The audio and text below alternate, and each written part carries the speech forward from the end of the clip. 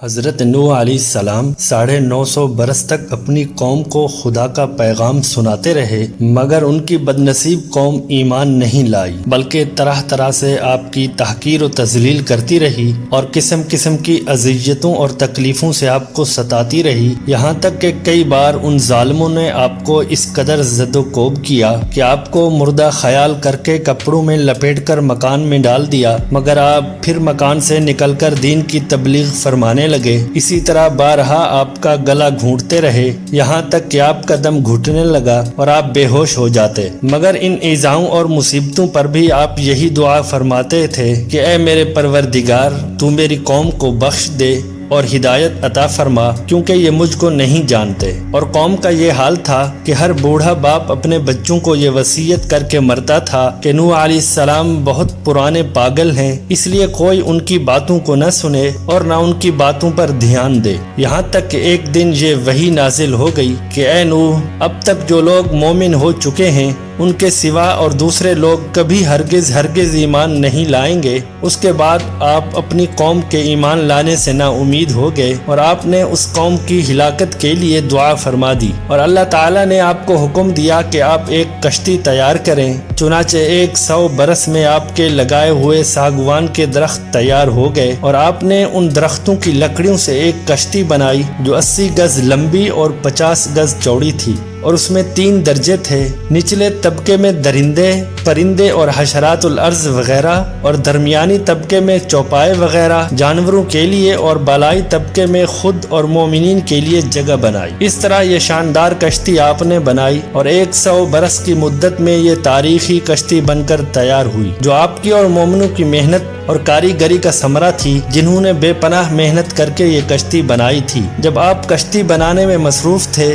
تو آپ کی قوم آپ کا مذاق اڑاتی تھی۔ کوئی کہتا کہ اے نوح، اب تم بڑھائی بن گئے، حالانکہ پہلے تم کہا کرتے تھے کہ میں خدا کا نبی ہوں۔ کوئی کہتا اے نوح، اس خشک زمین میں تم کشتی کیوں بنا رہے ہو؟ کیا تمہاری عقل ماری گئی ہے؟ غرض طرح طرح کا تمسخر اور استہزاء کرتے اور قسم قسم کی طعنہ بازیاں اور بد زبانیاں کرتے رہتے تھے، اور آپ ان کے جواب میں یہی فرماتے تھے کہ آج تم ہم سے مذاق کرتے ہو، لیکن مت گھبراؤ، جب خدا کا عذاب بصورت طوفان آ جائے گا تو ہم تمہارا مذاق اڑائیں گے۔ جب طوفان آ گیا تو آپ نے کشتی میں درندوں، چرندوں اور پرندوں اور قسم قسم کے حشرات الارض کا ایک ایک جوڑا نر اور مادہ سوار کرا دیا، اور خود آپ اور آپ کے 3 فرزند یعنی حام، سام اور یافس، اور ان تینوں کی بیویاں، اور آپ کی مومنہ بیوی اور 72 مومنین مرد عورت، کل 80 انسان کشتی میں سوار ہو گئے، اور آپ کی ایک بیوی وائلہ جو کافرہ تھی اور آپ کا ایک لڑکا جس کا نام کنعان تھا، یہ دونوں کشتی میں سوار نہیں ہوئے اور طوفان میں غرق ہو گئے۔ یوں تو اللہ تعالیٰ نے حضرت نوح علیہ السلام کو 200 برس پہلے ہی بذریعہ وحی مطلع کر دیا تھا کہ آپ کی قوم طوفان میں غرق کر دی جائے گی، مگر طوفان آنے کی نشانی یہ مقرر فرما دی تھی کہ آپ کے گھر کے تنور سے پانی ابلنا شروع ہوگا۔ چنانچہ پتھر کے اس تنور سے ایک دن صبح کے وقت پانی ابلنا شروع ہو گیا، اور آپ نے کشتی پر جانوروں اور انسانوں کو سوار کرانا شروع کر دیا۔ پھر زوردار بارش ہونے لگی جو مسلسل 40 دن اور 40 رات موسلا دھار برستی رہی، اور زمین بھی جا بجا شک ہو گئی اور پانی کے چشمے پھوٹ کر بہنے لگے۔ اس طرح بارش اور زمین سے نکلنے والے پانیوں سے ایسا طوفان آ گیا کہ 40 گز اونچے پہاڑوں کی چوٹیاں ڈوب گئیں۔ طوفان کتنا زوردار تھا اور طوفانی سیلاب کی موجوں کی کیا کیفیت تھی، اس کی منظر کشی قرآن مجید نے ان لفظوں میں فرمائی ہے، وَهِيَ تَجْرِي بِهِمْ فِي مَوْجٍ كَالْجِبَالِ، اور وہ انہیں لیے جا رہی ہے ایسی موجوں میں جیسے پہاڑ۔ حضرت نوح علیہ السلام کشتی پر سوار ہو گئے اور کشتی طوفانی موجوں کے تھپیڑوں سے ٹکراتی ہوئی برابر چلی جا رہی تھی،